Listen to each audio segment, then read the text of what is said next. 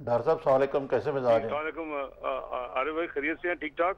ہاں، بس کل تو آپ نے اعلان جہاد کر دیا قومی اسمبلی میں، لیکن آپ تو خود بھی شروع میں رہے وزیر خزانہ، تو یہ آپ کو کیسے نظر آتا ہے کہ ہم یہ اقتصادی گرداب سے یہ حکومت ہمیں نکال سکے گی یا نہیں؟ اور آپ جو اپوزیشن کے طور پہ کوئی ہنگامہ آرائی کے علاوہ کو مثبت کردار بھی ادا کریں گے اس ضمن میں؟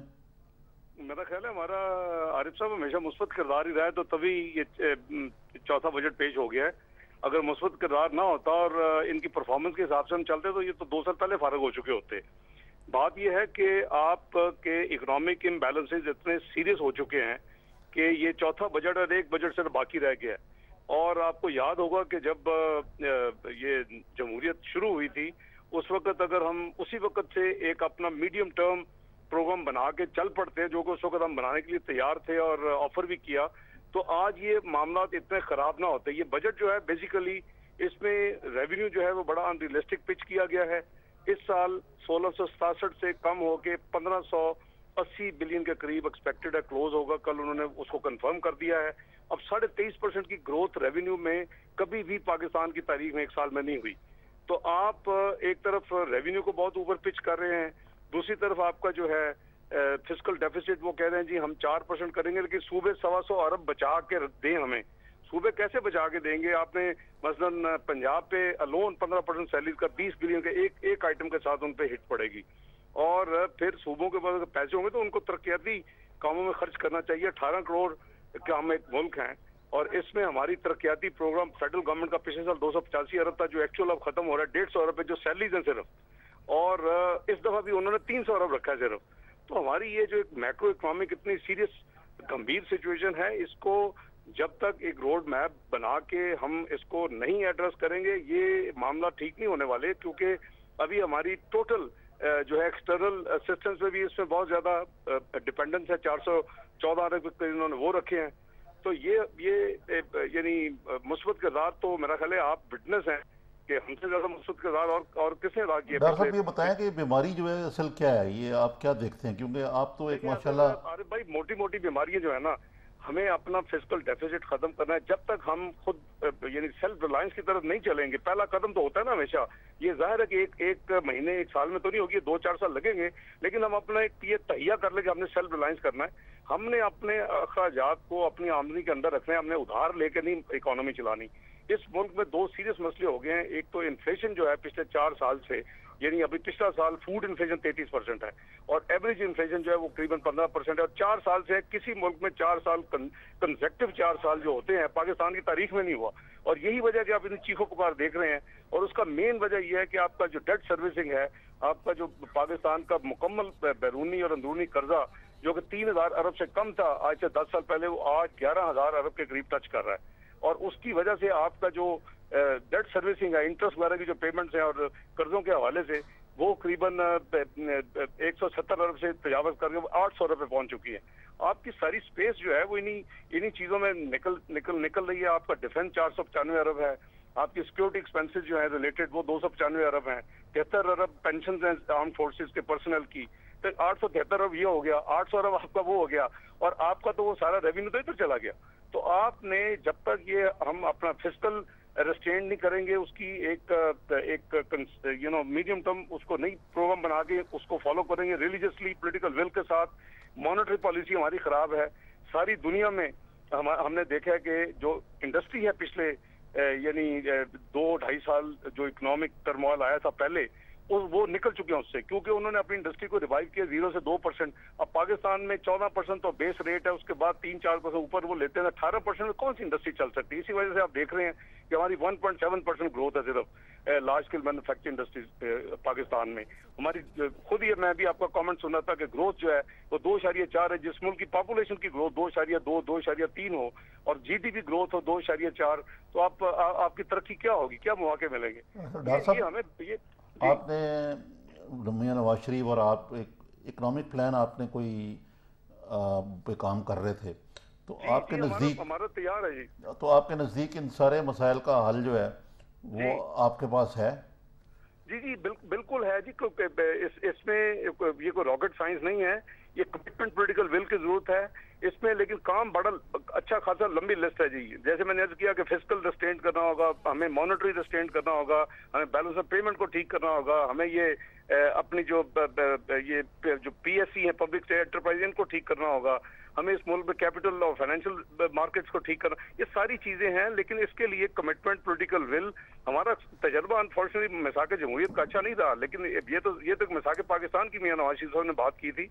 मैं समझता कि ये वक्त है कि वो उस पर तमाम पॉलिटिकल पार्टीज का एक clear road map public ownership होना चाहिए। तो डॉक्टर साहब, ये 5वां बजट भी पेश करेगी हुकूमत या नहीं करने देंगे आप इनको? मैं तो आपको पता है कि मैं तो स्पेकुलेशन नहीं कर सकता, वो तो माशाल्लाह आप का ज्यादा तजर्बा है मीडिया और जनरल हालात के हवाले से, लेकिन जो हालात नजर आ रहे हैं मुझे मुश्किल नजर आता है जी। बहुत बहुत शुक्रिया डॉक्टर साहब आपका, बड़ी मेहरबानी जी। निज़ामी साहब, बजट की बात करें तो एजुकेशन की बात भी करेंगे। यहाँ पे ये कहा जाता है कि तमाम मसाइल का हल ये है कि हम सारी कौम को तालीम याफ्ता बना दें, लेकिन कैसे बनाएंगे तालीम याफ्ता? जब भी बजट आता है तो तालीम के शोबे को तो कोई खास अहमियत दी नहीं जाती। मैं आपसे अर्ज कर रहा था कि एक तरफ तो हम 29 मुल्कों में जो सबसे ज़्यादा डिफेंस पे खर्च करते हैं, फिर हम उन मुल्कों में हैं जिनमें जो सोशल सेक्टर है, मसलन health, education, clean drinking water, जो इस तरह के मामलात हैं, उनमें जो हमारे वाइटल स्टेटिस्टिक्स हैं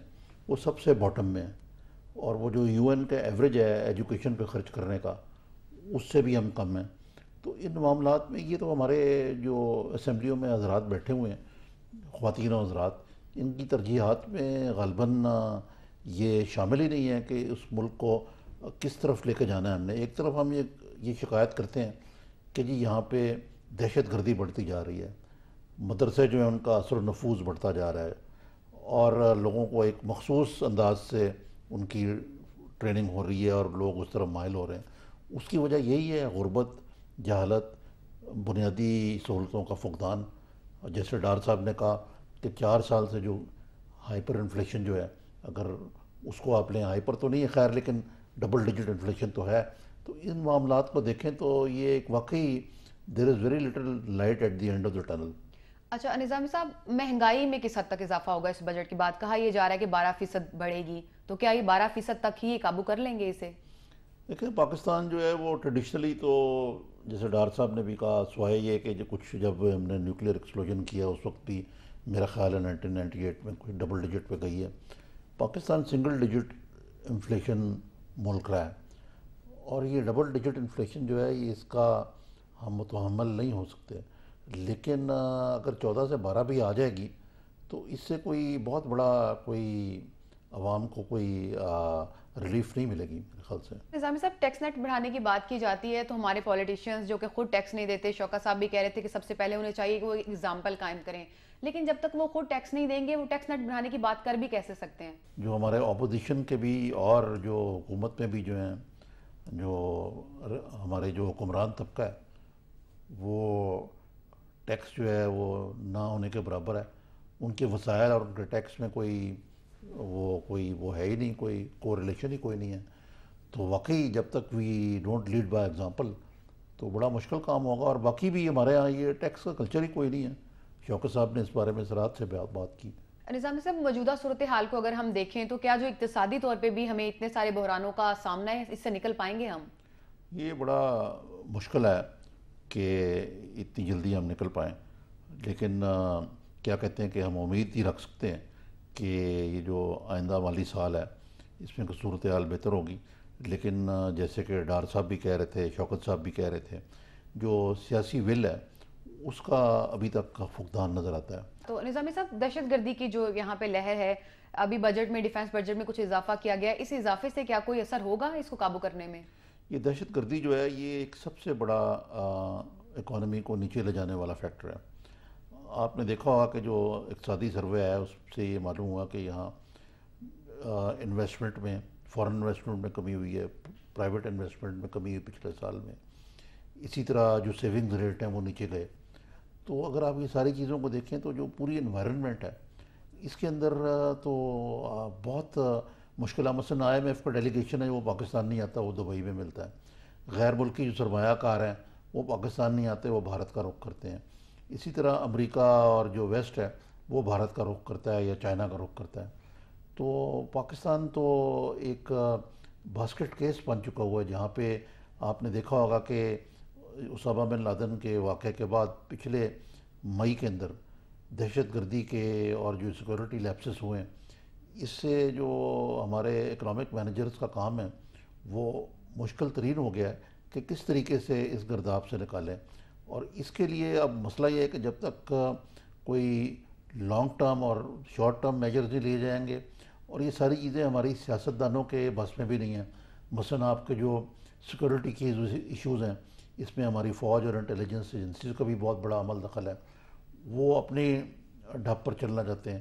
سیاستدانوں کی سوچ مختلف ہے، لیکن وہ ایسی چیز نہیں کرنا چاہتے جس سے کہ جو اس ملک میں سب سے طاقتور ادارہ ہے کہ ان کی چھٹی نہ کرا دے. جی سب کا آپ یہ کہہ رہے ہیں کہ سب کا کسی ایک نقطے پہ یکجا ہونا بہت ضروری ہے، جو کہ ابھی تک کوئی نہیں ہو رہا. جی بالکل نہیں ہے، اور یہ یکجا ہونا نظر بھی نہیں آ رہا، کیونکہ ہم جو ہے نوشتہ ادوار نہیں پڑھ رہے کہ ہم اپنے معاملات کو خود ٹھیک کریں. ہم ادھر ادھر دیکھ رہے ہیں اور جو پانی ہے ہمارے نکلتا جا رہا ہے. نظام صاحب بہت شکریہ. پروگرام کا وقت ختم ہوا چاہتا ہے. ناظرین، زیر بحث میں آج کے لیے اتنا ہی. اگلے ہفتے تک کے لیے اجازت دیجیے. اللہ حافظ.